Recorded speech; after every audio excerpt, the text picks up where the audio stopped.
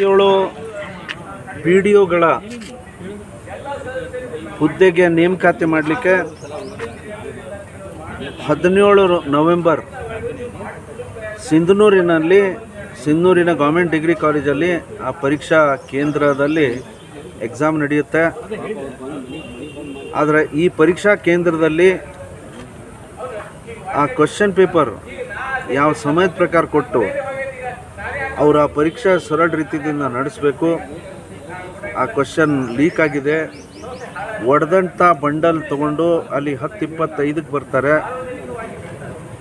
ಯಾಕೆ ಹೊಡೆದಿದ್ದಿಲ್ಲ, ಹೊಡೆದಿದ್ದ ಬಂಡಲ್ ತೊಗೊಂಬಂದ್ರಲ್ಲ, ನೀವು 5 ನಿಮಿಷ ಮೊದಲೇ ಬಂದು ನಮ್ಮೆದುರು ನೀವು ಬಂಡಲ್ ಹೊಡಿಬೇಕು, ಯಾಕೆ ಹೊಡೆದಿದ್ದು ತಂದಿರಿ ಅಂತಂದು ಆ ಹುಡುಗರು ಕೆಲವು ಹೊರಗೆ ಬರ್ತಾರೆ, ನೋಡ್ತಾರೆ ಎಲ್ಲ ಕಡೆ ಹೀಗೆ ಆಗಿದೆ. ಸೊ ಎಲ್ಲ ಹುಡುಗರು ಹೊರಗೆ ಬಂದು ಗಲಾಟೆ ಆಯ್ತಲ್ಲ, ಅಂದರೆ ಈ ಥರ ಎಲ್ಲ ಆಯ್ತಲ್ಲ ಅಂತಂದು ನ್ಯಾಚುರಲಿ ಪ್ಯಾನಿಕೇ ಆಗ್ತಾರೆ. ಇದು ಸ್ವಾಭಾವಿಕ.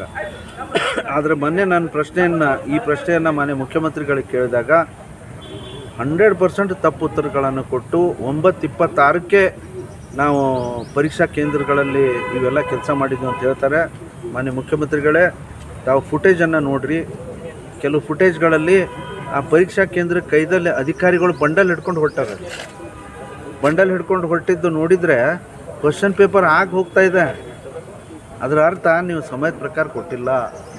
ಇದು 100% ಅಂದರೆ ಗೊಂದಲ ಆಗಿದೆ. ಅಲ್ಲಿ ಅವರು ಅಮಾಯಕ ವಿದ್ಯಾರ್ಥಿಗಳ ಮೇಲೆ 12 ವಿದ್ಯಾರ್ಥಿಗಳು ಆ ರೂಮಿಂದ ಹೊರಗೆ ಬಂದಿದ್ದಾರೆ, ಅವ್ರ ಮೇಲೆ ಕೇಸ್ ಮಾಡಿದ್ದೀವಿ ಅಂತ ಹೇಳ್ತಾರೆ. ಇಡೀ 840 ಹುಡುಗರಲ್ಲಿ ಯಾರ್ಯಾರು ಹೊರಗೆ ಬಂದು ಪಾಪ ಅವಾಗ ಯಾವುದೂ ಕಂಟ್ರೋಲಲ್ಲಿ ಇರೋಲ್ಲ.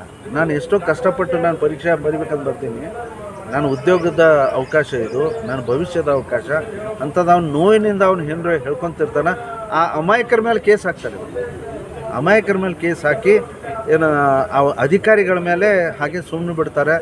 ಅದು ತಹಶೀಲ್ದಾರ್ ಇರಲಿ, ಮತ್ತಾರಿರಲಿ ಯಾರು ತಪ್ಪಿಸಿದಾರೆ ಅವ್ರ ಮೇಲೆ ಕೇಸ್ ಹಾಕಿ.